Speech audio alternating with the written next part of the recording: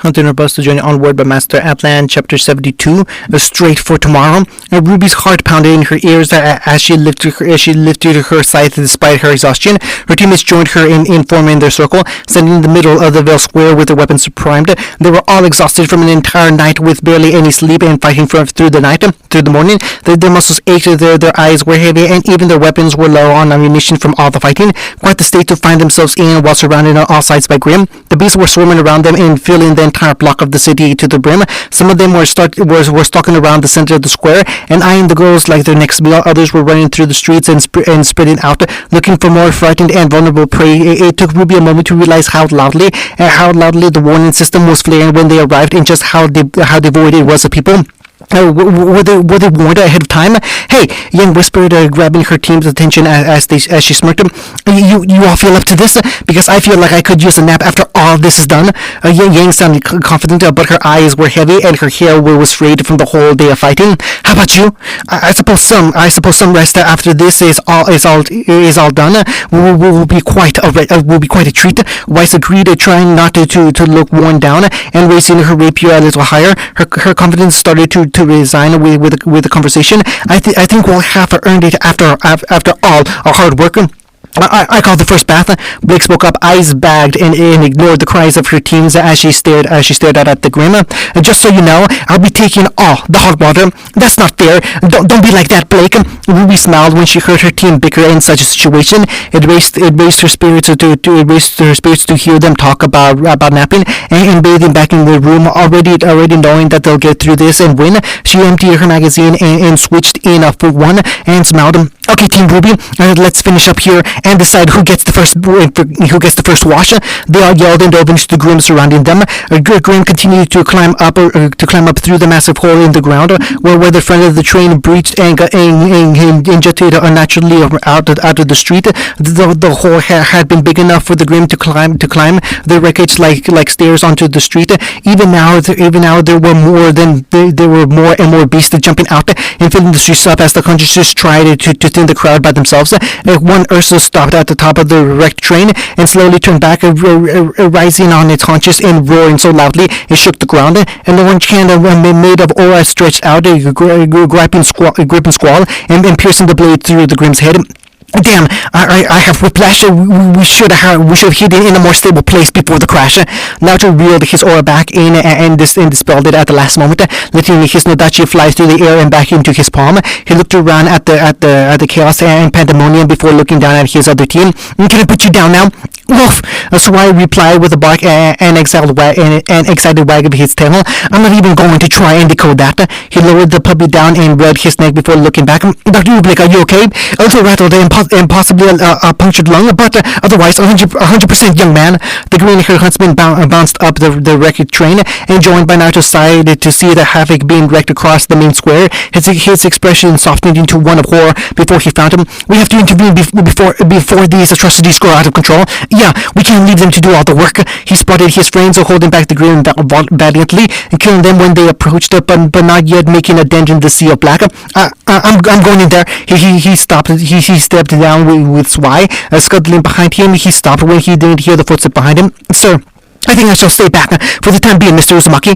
Ublik twirled his thermos around, making it extend into his weapon as he stared down at the horde of Grim, still trying to rise up into the city. Can I trust you to join Team Ruby on the effort of thinning the horde? On it, Naruto jumped down to the street before looking down at the Gorgon. The pup looked anxious and shuffled in place. I'll take care of them if you want to go help. Swipe perked up and barked happily as Naruto pouted him. Don't get cozy. I have my way. This will be the last time we ever interact. Rough. Just go. So I waddled back up the rubble. He ignored the dying cries of Grim and the raging inferno he couldn't see and chalked it up solely to Ublik. He just had to convince himself that all the crazy shit he'd seen the dog do was because of sleep deprivation or something. The whiskered fox shook his head and focused. His eyes narrowing as he looked over his targets. He with his blade in one hand and his aura coat in the other, he jumped in. Hey! He landed beside Yang as the blonde fended off the others surrounding her. He stood at her back, slicing up the beowulfs and creeps that tried to charge them. We were joined up as a stain under the trains, the tracks. It was at his expense, but the blonde shared a laugh before she nudged back. Thanks for watching out for Ruby. I'm watching out for all of you in case you haven't noticed. He smirked, wiping his nodachi out and reeling it back with the wire. Over the sound of her shotgun blast going off, he heard a scoff. What was that noise? You just find it funny that you think that. How about you go watch out for everyone else, big guy? Yang roared and punched on Ursa, landing a staggering combo at blistering speeds, forcing the massive Grimm's body to buckle and break under the force. She landed her last punch and sent it barreling back through the other Grimm behind it. I got this under control. Fine, you do you. They separated, carving their way through the Grimm as they tried to thin the herd. Naruto spotted a white figure in the chaos, fighting off the black monsters. He banked aside and tore his way through the monsters as he spotted the myriad of glyphs being formed in the air. And Ursa stood in his way and roared as it swiped at him. Naruto landed atop it and stabbed his blade down into its head. A glyph formed under it and knocked it up in the air as he jumped off of it and landed beside the hares. Wise dashed around in a blur, screwing the Grimm in her path and attacking them with her dust. Naruto shattered the armor with his aura-cloaked fist and slicing through their flesh. The she hares landed beside her fawn's companion and summoned a glyph under his fist, causing him to glow in a faint light with his body, while his body was filled with energy. With a roar, Naruto leapt into the air, spinning around with his outreached aura and wire blade to shred through the Grimm like a blender. The monsters were reduced to pieces after the combination technique. Naruto took a deep breath and grinned when he saw Wise indifferent shrug. I suppose you finally made that semblance of yours somewhat useful. You're welcome for the help, by the way. Naruto muttered something about snooty princesses before jumping back into the fight. Ruby! He called out to his younger friend as he saw her carve through the monsters before firing at them with her scythe. He landed beside her and saw the clear concern and fear on her face when she spotted him. I'm okay. We spotted the end of the tunnel coming up before we could hit it and hit away. What about Swai? He's... Naruto paused and frowned at the panic in her voice. Seriously, you were right, the corgi. Dr. Oobleck was knocking around like a baseball. He's fine. Her little bastard wouldn't stop licking me, but Ruby sagged with relief. Oh, that's good. Yeah, I think my neck was cracked irreversibly from that crash, but at least the dog's okay. But you can heal, remember, so you'll be fine. Would it kill you to show a little concern? The two leaders raised the weapons in shock when the white head of the King Taijutsu suddenly rose over their heads and hissed. It looked ready to bite, but with a sudden flash of something over its head, it still the white snake head slid off the rest of its body and plopped onto the street. The blade stood atop the dead creature's head with both blades in hand and looked down at them. You two seem awfully lax considering the position we're currently in. Ruby asked me whether her dog was alright or not, and totally forgot to ask about me. Ruby, how could you do something like that? He's standing right in front of me. Why can't I ask about my poor little puppy? Because that dog has survived too much over the last day without even having a scratch to bother worrying about him.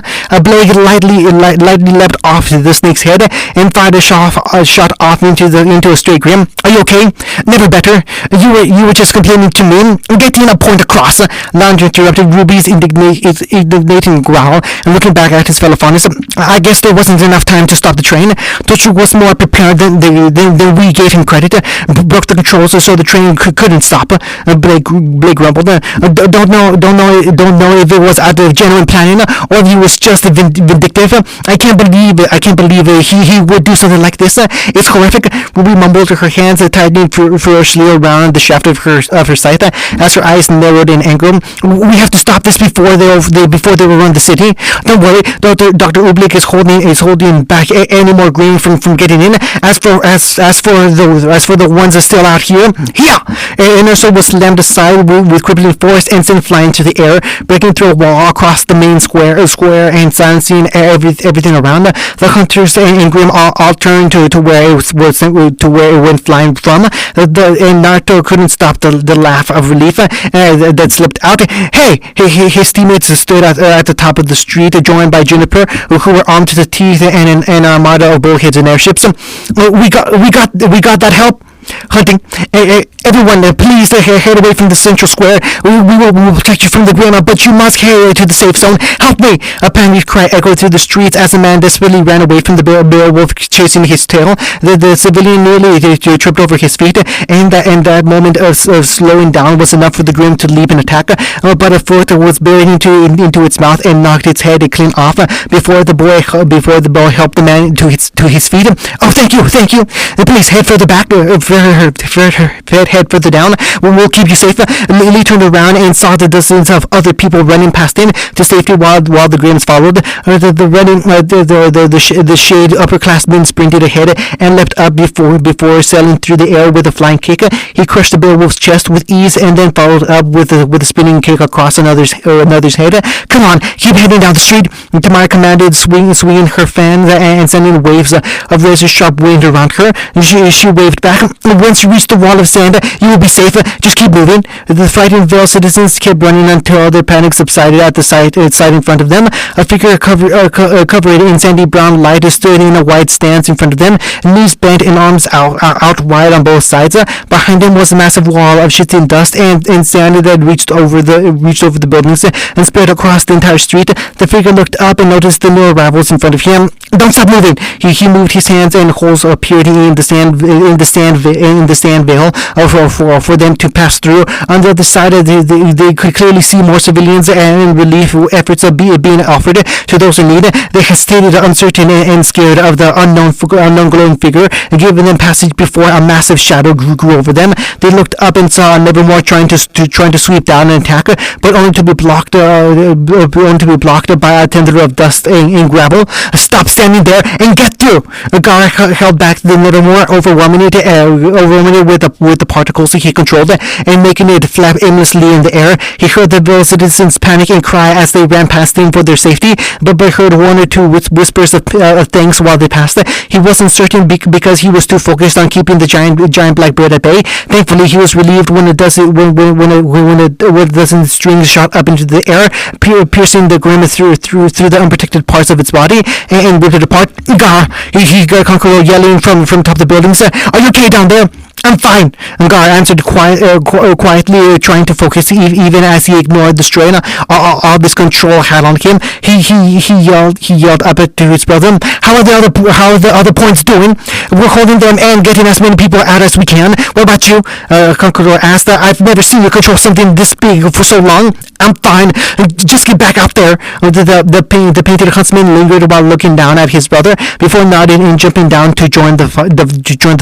Gar took a deep breath and focused back on controlling the 100-foot wall of sand and dust. I am a huntsman.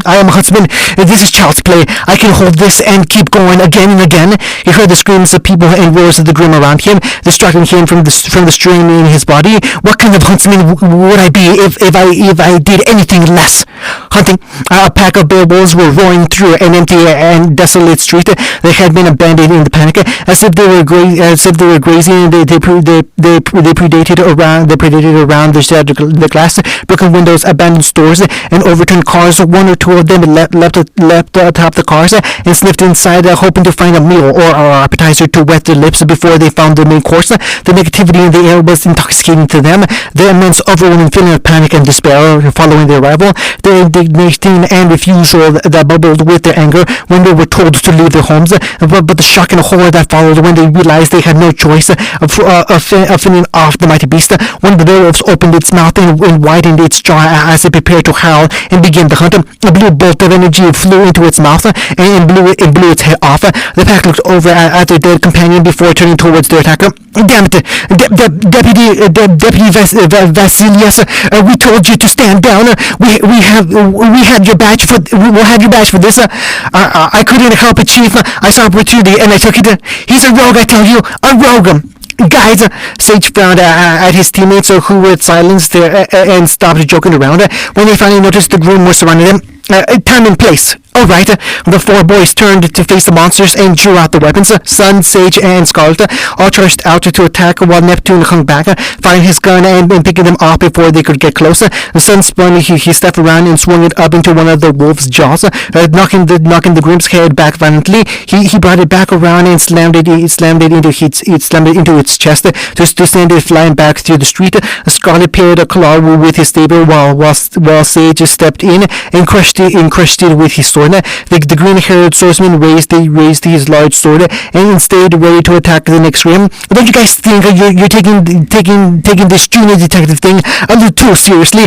I mean, I think it's pretty cool too, but there are only so many gritty cop lines you can spout in a day.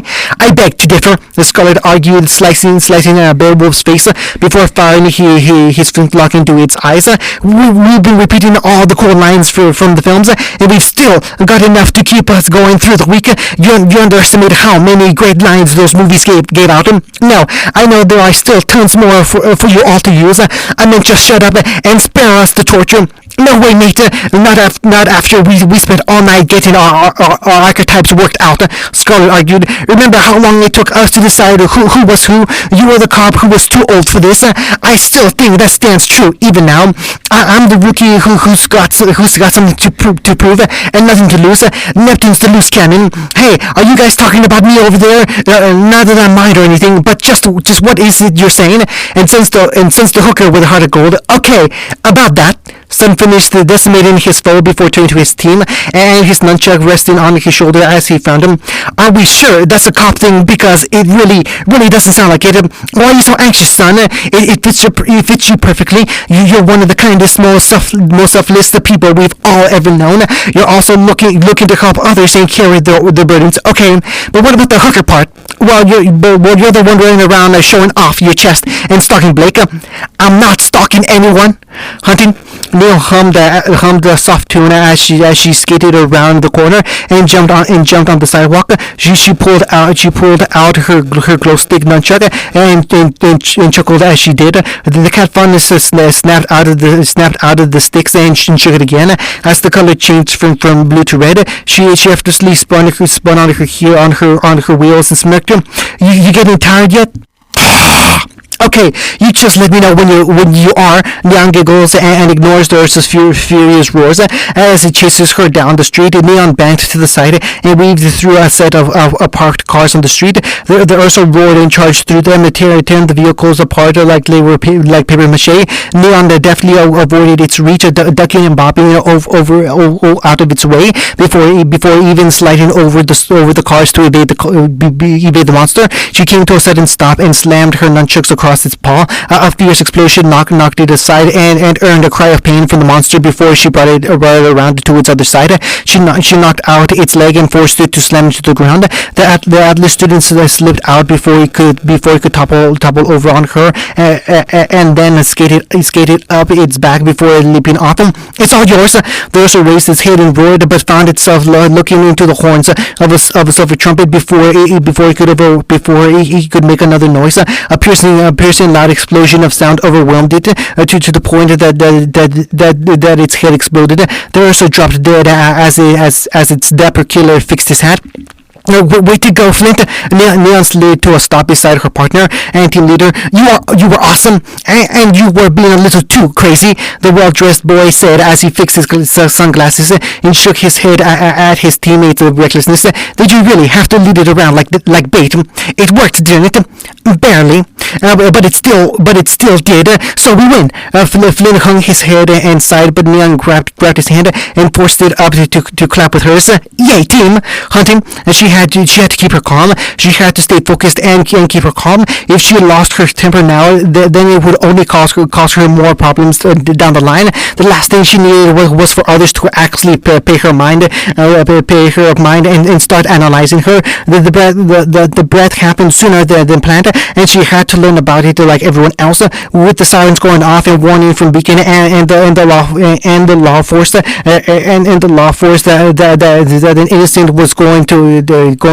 an incident was going to occur before it actually happened. How were they informed of the attack before it happened? Was this why woman was pushing ahead of schedule and ruining everything? No, she could salvage this. If there was any skill, she took the most pride in. It was her ability to adapt it to a turn in a scenario and make it work in her favor. And they would recover from this, but they needed to act soon. Cinder, what is it, Emerald? Your heels.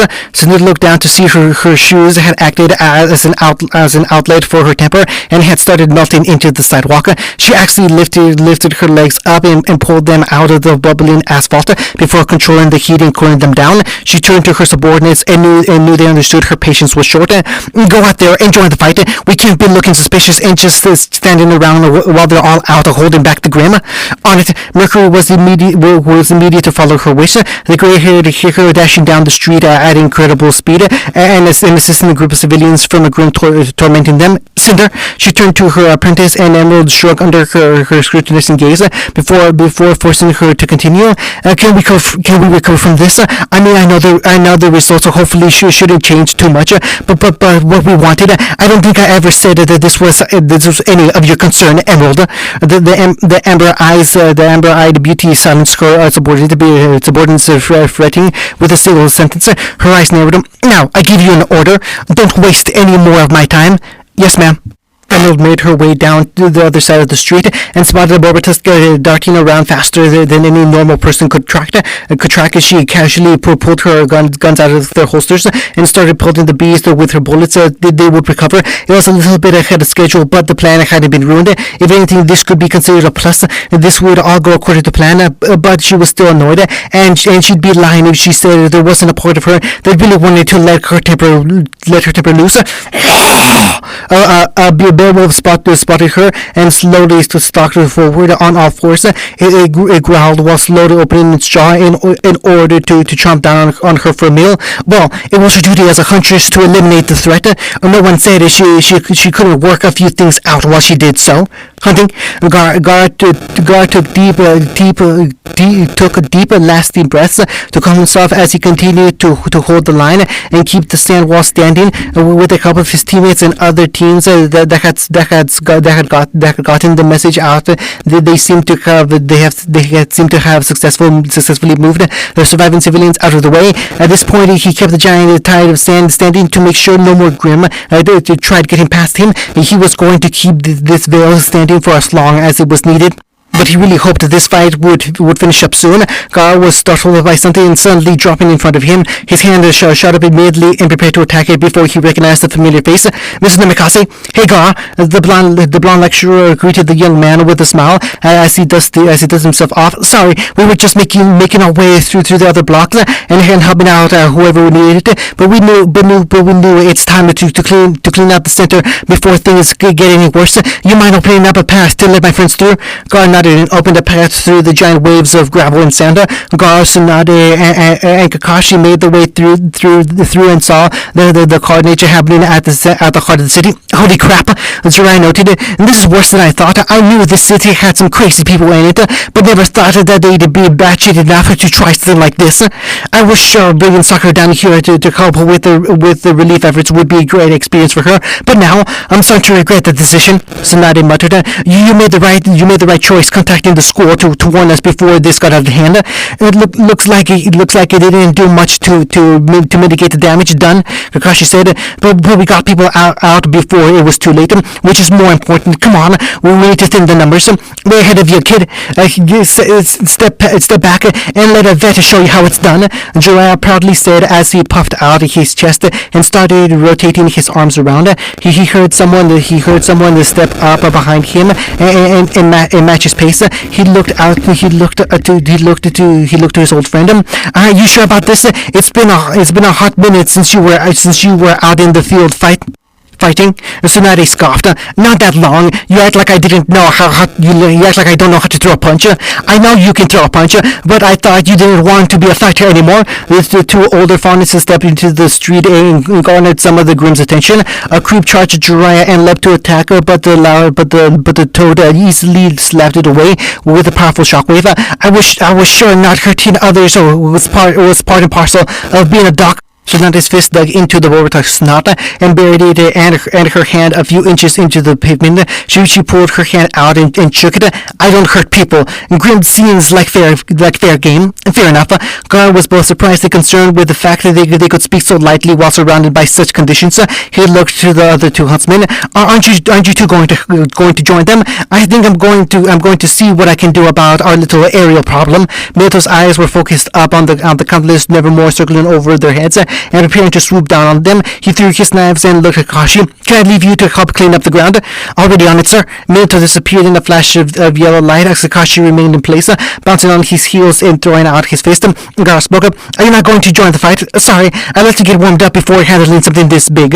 Is stretching really necessary? Yes, but that's not what I'm doing, young man. And Gara looked down and noticed that while Kakashi flicked out his hands and loosened up, his arms started to build up speed and his hands became blurs. You see, if I take the time to loosen up and get my energy flowing, his hands blurred down to his holsters and pulled out his knives in an instant. Then when I finally get going, boom! Kakashi blasted off the street and left a streak of silver in his wake as he became blur. The wolf felt a jolt of power and energy run through his entire body, overhauling his brain and making his heart race as he moved. He passed through the streets in the blink of an eye and sliced through every grim that looked frozen in place. Some students, hunters, and androids were left stunned to see the monsters they were fighting already dead before they could finish them. Kakashi circled around the block a few times before stepping over to the next one and clearing out the grim there too. He saw a horde of beowulfs standing around a massive obstruction in the ground, and with several alphas leading them as well. By the time he dashed over to end them, they were already being obliterated with fireballs and explosions. He slid to a stop around all the dying grim and watched them fade away into black dust. The wolf faunus looked around curiously before he felt something tug and sweat at his tail. Well, what are you doing here, Wolf? This is a pretty dangerous place to be playing around in. Kakashi sheathed his weapon and reached down to pick the black and white corgi up. He cradled the little dog in his arms and played with its paws. So what were you doing out here, little guy? Excellent slaying, Bartley. I forgot just how fun it is fighting alongside you in the heated battle. Who should hunt together more often? We should hunt together more often. You would be surprised at the beastly marvels that can be found in the Emerald Forest alone. That sounds like a smashing good time, Peter. But perhaps we can discuss this later. The silver-haired man looked up to see Oblique and Port making their way over while brandishing their impressive weapons. The taller of the duo pulled his glasses up his nose and nodded. I see you found our courageous canine comrade. Is he all right? Yeah, I found him in the middle of all this. Kakashi looked down at the corgi, who happily licked at his fingers. What was he doing out here anyway? Oh, I smacked him with my bat and sent him flying over here, covered in fire and flames. Kakashi looked at Zwei. Is that him? It is normal, yes. He's very adorable. Indeed, the little tiger is quite capable of taking a hit. Actually seems to enjoy it. If anything, you should be concerned with whatever gets in his path. Rough. Well, alright then.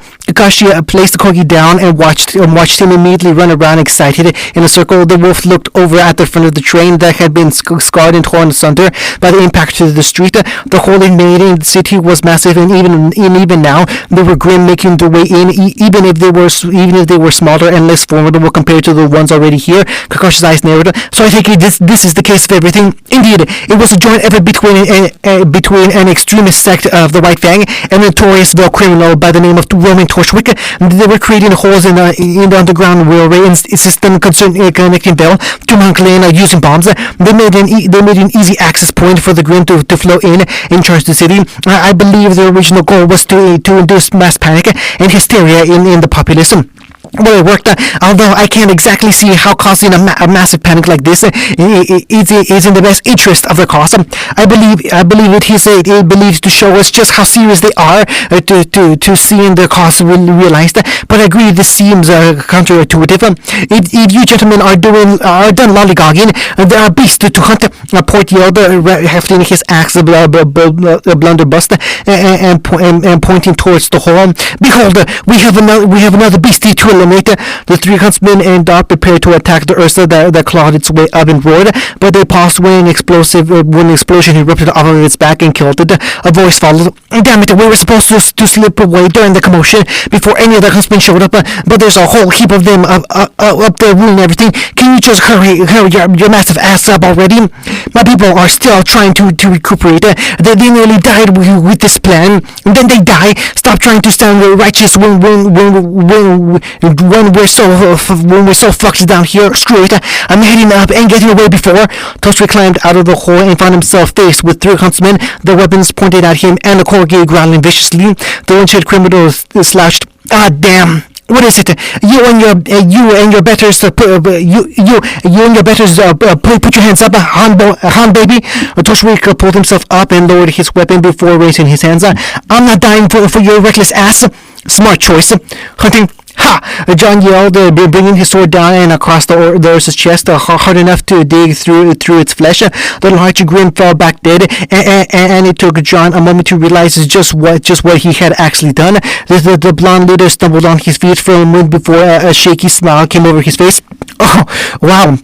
John, don't lose focus. The top blonde yelped and raised his sword again, replying immediately in affirmation before raising his sword and charging for his next target. He was so distracted he didn't notice his teammates smiling proudly at their leader's improvement. They separated and returned to pushing back the numbers. Kiba crushed the beowulf's head. God damn it! He growled. He growled and spun around to grab the short Nevermore that was flying down for his head. There's no end to this. He ripped off its wing and tossed it down before firing into a group of Grandma. Can we cover the stupid hole already? The teachers were working on that earlier. We need to focus on cleaning things up. That's what we've been doing. Ruby, Noctix, and Juniper continue to fight the Grim. They had killed a great many of the invading monsters, and the many ones attacking were only a quarter of the original attacking. But they were so exhausted, holding them all back for so long that they knew they couldn't keep it up forever. Most of them had a proper night's sleep, and had come here immediately after their missions. The fatigue was taking its toll, and at the worst possible moment, suddenly loud thudding and cracks echoed all around them. The Grim on the outer layer let out the dying roars before they were silenced with a rapid gunfire. The students looked around and spotted through the thinning black hordes the forms of white armored soldiers mowing down the Grim with machine guns. Atlas! About time the cavalry arrived. Naruto looked up at the Atlas airships flying overhead and the bulkheads just over the buildings. A legion of the white armored robots dropped down to the street and helped them control the hordes of beasts. Keep fighting, just a little bit more. He spotted some particular figures drop down from a bulkhead and land in the square with the rest of them. He blinked in surprise when one of them leapt over the Grim entirely and landed a quick flurry of cakes on the beowulf he was fighting. Love it. Sorry, we're late. The rabbit fawness apologized as she landed she landed lightly on her feet and prepared to attack again. The rabbit and the fox forced the monsters around them, back attacking in sync and covering each other. We had to wait for the bullheads to come back to pick us up, but you all seem to have handled it fine by yourselves. Yeah, well, any help you can offer would be appreciated. No problem. Barbara leapt away from an Ursa and reached for the box on her waist. She paused, remembering she had used her inventory up during her most recent mission and hadn't had the chance to refill it. She shook her head and looked back at the damage her teammates were doing. It'll be okay. Yotohashi can cut these things apart without issue. And Fox is too fast for them. And Coco, her team leader was stood off to the side and watching the battlefield with an uncharacteristically melancholic expression. The beret-wearing girl took a deep breath inside before shaking her head. Grin surrounding everyone and overwhelming the area. It gave her flashes back to the mission they had just finished, and a bad taste in her mouth about their inability to complete them. Coco took a deep breath and casually swung her bag aside to crack open the head of a creep at her side. Hey! She roared loudly enough to echo across the entire block and stop the fighting momentarily. All students need to retreat behind me immediately, and before you feel like arguing, I need a little catharsis, and I don't want to be held responsible for what happens if you get caught. She's mad. Velvet paled before she grabbed Naruto's wrist and forced him to follow. Come on, no time to waste. After a minute and with some warnings from the rest of Team Coffee, the students had disengaged from the battles and slipped behind Coco. The fashionista slowly stepped forward, her body sashaying with every step as she walked up to all the Grim that had turned and tried to attack them. A minigun appeared in her hands a second later, followed by a hail of bullets that flew into the oncoming Grim. Armor and fur and shells and limbs and black flesh were reduced to chunks and made in the wake of Coco's destruction. Beowulf's, Ursa, Barbatuk's, Creeps, Nevermore's, King Taijutsu, Deathstalkers, all of them, plus the streets and the stores, unfortunate to be in her range, were decimated by her gunfire. After nearly a full minute of firing, Coco finally released the trigger and let her minigun slow down. She lowered her yellow-black weapon and let out a relieved sigh. She pulled her glasses off and smiled. Shit, that felt better than I thought.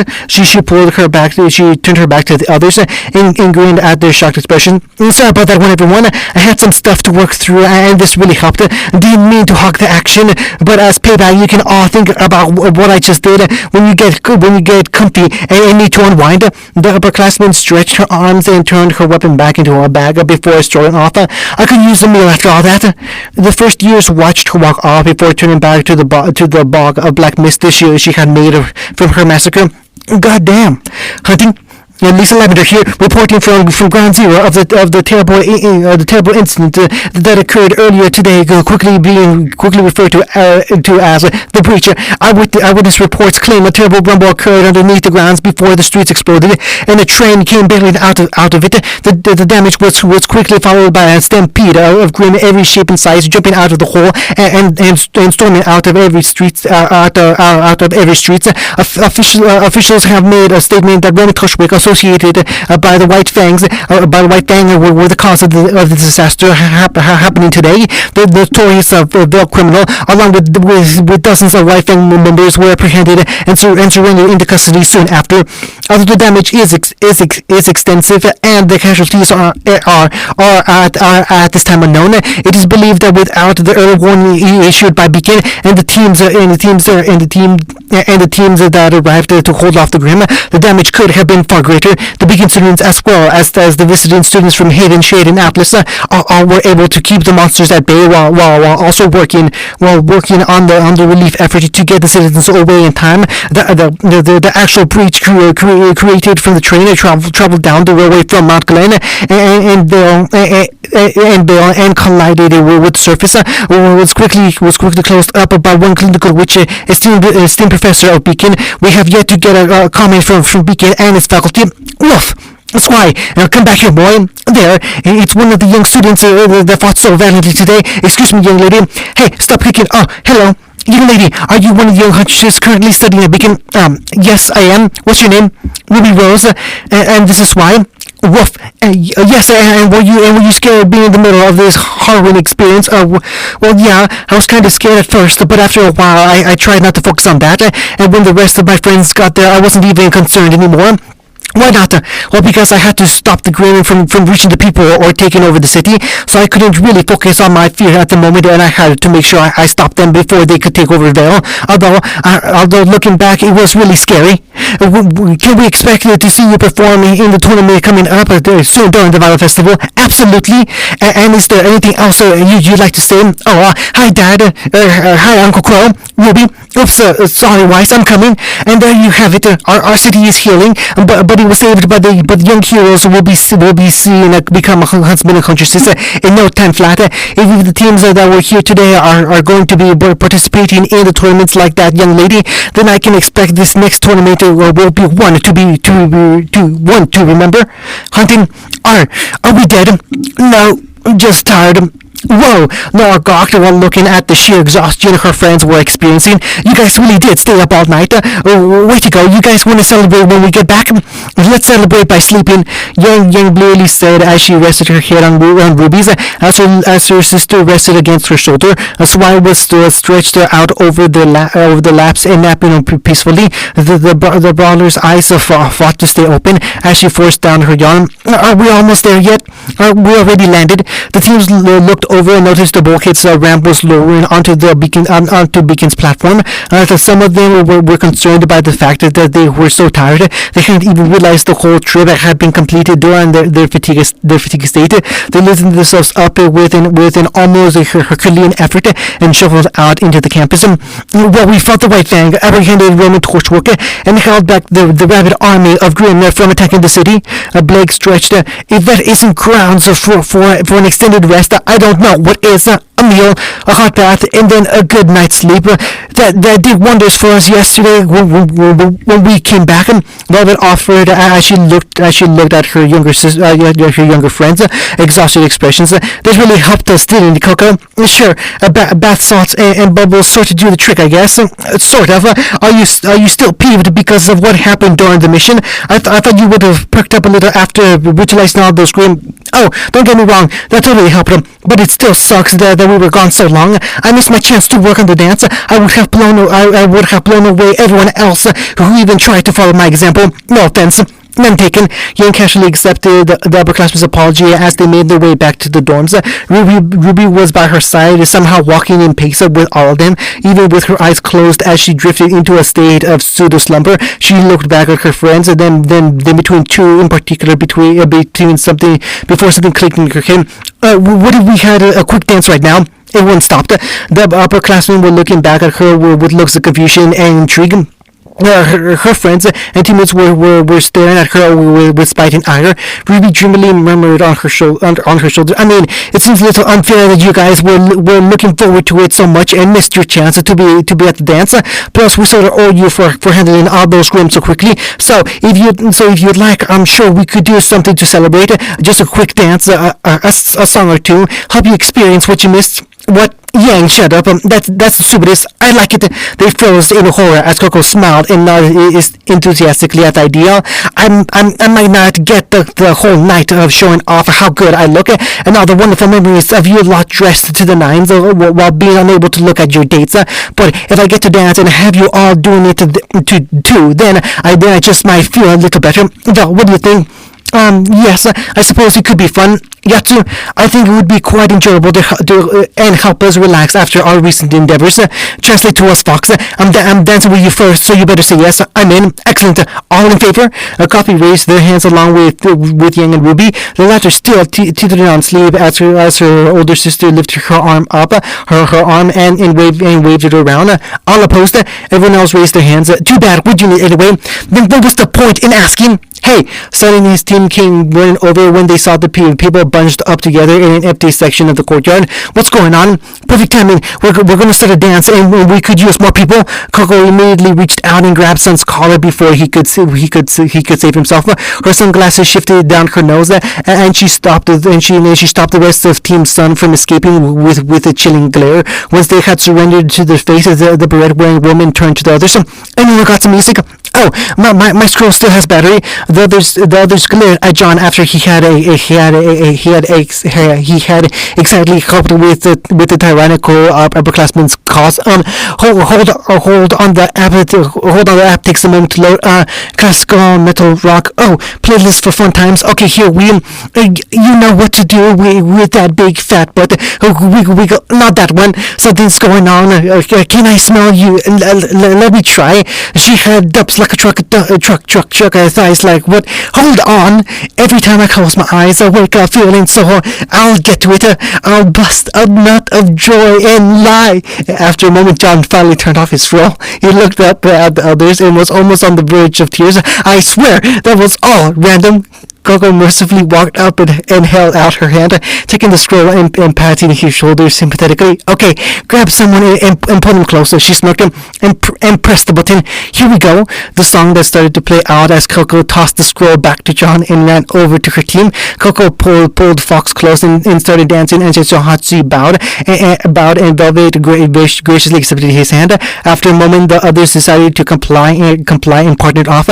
Soon enough, there was a group of tired and exhausted young students dancing together in a section of Beacon's courtyard. Other arriving teams spotted the oddity and seeing it as some kind of celebration, decided to join in. Naruto watched them make the courtyard into a dance floor and shook his head in disbelief. I can't believe they actually went along with this. What's wrong? Feeling nervous? Yang slid over with Ruby as her dancing partner and smirking cheekily. I would have thought after the night you wouldn't be afraid of anything. You know she isn't even conscious right now, right? Naruto and Yang looked down at the younger girl in her arms. Ruby snored and smacking her lips as she slept in her sister's arms. Yang just shrugged as he rolled his eyes. And I just didn't want our rival after all that fighting to be another freaking dance party. Well, that's what our upperclassman wanted, so get over it. She shrugged before the blonde leaned in, staring into his eyes as she grinned. By the way, just so we're clear, I never play at being matchmaker. Yang roughly pushed him aside and made it look like she shifted back into her dance with Ruby. Naruto stumbled back and knocked into someone before he found his balance. He looked behind him and blinked. My son didn't try to get you out there. He got grabbed and pulled out before he even knew it. Blake said with a hint of amusement in her voice as she watched the dancing off to the side. The bow-wearing girl sighed. I did not think this is what we'd be doing after getting back. Blame me, partner. I will. I'm sure the rest of us will never let her live this down. She rubbed her eyes. I really wanted to sleep. I didn't get enough before this was all started. Me neither. Ruby's stupid call was nagging at me, and I pretty much stayed up all night before finally coming out there. I still can't believe you came to help us fight based only on a call that was mostly static. I'm sorry. Did you not want me to come and help you all down there on that stupid train? Not at all. Thank you for coming to help. She chuckled at his pout before they looked back over the dancing group. They waited before she asked, "Would you like to dance?" He froze before she saw his ears still in twitch. Yang said she wanted to dance at the ball the other day, but you were busy helping Ruby stop that woman at the CCT. She said that. I didn't want to dance at all. She just said that's a joke. Well, that doesn't mean we can't dance. The cat finally stepped up and offered her hand, Naruto hesitating before taking it as they walked out to join the group. Her hand settling on his arm and shoulder as he reached to her shoulder and waist. They finally started to move along with the song. As Blake looked up at her friend, I thought it'd be easier just accepting this was happening and going with the flow than trying to fight it. That's pragmatic. They shared a laugh before he shook his head. All the shit we've been through and we end up here, Watson. Well, just imagine what would happen after this. Blake offered with an amused shrug. We'll get to deal with the tournament and a second year with all the hassles and complications that brings along with it. And by the next time the dance comes around, we might just be relieved at the moment to calm down. Maybe, but I bet we'll still be opposed to dancing, and Yang will still force her hands to do it anyway. She laughed at his joke in complete agreement with the idea before he whispered, "Do you want to go to that dance with me?" She chuckled. "A bit early to be planning for that, isn't it?" Well, like you said, it will be coming up faster than we expected. So I might as well plan for the future. What do you say? It might be almost kind of fun. She shook her head. "You are so strange. They danced in silence for a moment before she rolled her eyes. "I'll think about it." She looked back up and saw the amused grin on his face. "I didn't say yes. You didn't say no either." Hunting. The general walked through the halls of his ship with his stature firm and unwavering, his shoulders square and his footsteps heavy with the folders secured under his armpit. Making his way around the corner, he arrived at the room. The people on guard standing straight and saluting him. He nodded, walking through the door into the dark room and letting the guard close behind him as he faced his guest. "Well, hello there, General. What a pleasure to finally meet you. Would you like some tea? Perhaps a coffee to help with your busy schedule? I offer you some cookies and biscuits, but..." He waved the handcuffs fastened to the table dramatically. "I've been arrested." Roman Torchwick. Ironwood tested the name on his tongue and grimaced as the criminal winked at him. Ironwood drew the chair out opposite of the thief and dropped down into it. He placed the folder on the tabletop and started stumbling through it page by page. They sat in silence. Ironwood inspecting its contents as Torchwick happily sat in silence. Multiple counts of grand theft larceny, aiding and abetting known terrorists, aggravated assault against military personnel, illegal possession of arms and weaponry, multiple counts of murder, and now one of the biggest attempted terrorist attacks in recent history, and you're taking the blame for all of it? I don't see why not. He shrugged. I am responsible for all of it. That's quite a substantial deviation from our personality file on you. The orange-haired felon raised an eyebrow. Clear sociopathic tendencies, a knack for harming and endangering innocent civilians with reckless abandon. So far lining up. But when it comes time for those to arrive and catch you, you usually leave a fall guy or patsy to take the blame. I have expected to walk in just to hear you blame it all on that large white gang member we apprehended him. It took a lot of work and planning to hold the man and keep him locked up. It wasn't easy planning to hold the massive, powerful man that could summon his superpowered aura at will. But with the technology, they found a way to hold him for the time being. Of course, even though they restricted his powers, that did nothing to stop the looks of spite and disdain he aimed their way whenever he or a soldier stepped into view. Him, Torchwick sounded appalled, genuinely hurt, and then just scoffed with a wave of his hand. In case it hasn't become painfully clear, I'm not sure that guy even knows how to tie up his shoelaces with at least several assistants helping him through each step. Or for cases like this, you need someone actually capable of thinking up the plan, even if it fails. Even if it was strange seeing a criminal so accomplished actually taking the fall for someone else's plan. It was like watching a crime film and the boss being captured at the end only for them to act like a stooge and admit to everything. It just felt wrong. But he knew pointing that out would only lead to more unbearably snide conversations with the smarmy man who still had such a smug face despite his current position. Ironwood decided to just come out and show him there was no use hiding. "We know you weren't the mastermind behind all of this." "Oh, am I not?" "No, because we already know who is. Is that so?" "Tanto Shimura." The general reached into his folder and pulled out a photo that had been magnified on one man in a crowd. The half-blind senior was showed again and again in the backgrounds of photos Ironwood placed in front of his captive. An known extremist that has committed dozens of felonies over the last few decades, weapon trades, assassinations, and enhanced interrogation. He has a list of crimes that might just put yours to shame. Now, is it really necessary to hurt my feelings while you have me already tied up?" Roman joked, but he did pick one of the photos and looked long and hard at the man captured in them. He has remarkable intellect. Has been tied to several other extremist attacks long before the White Fang were changed, and is not afraid to commit crimes and atrocities for his goals. We've had several accounts of him gaining standing and clout within the White Fang over the last several years, and even talks of him trying to usurp control of it from the current chief. Ironwood tapped the table and continued and pointed at the picture. "We know this is the man behind the White Fang's more extreme actions on several conditions, and especially here in Bell, and we believe he contacted you to receive your help in whatever he has planned. Roman hummed. Definitely seem like the type. We want you to give us everything you have on him. If you do, then we can make your then we can make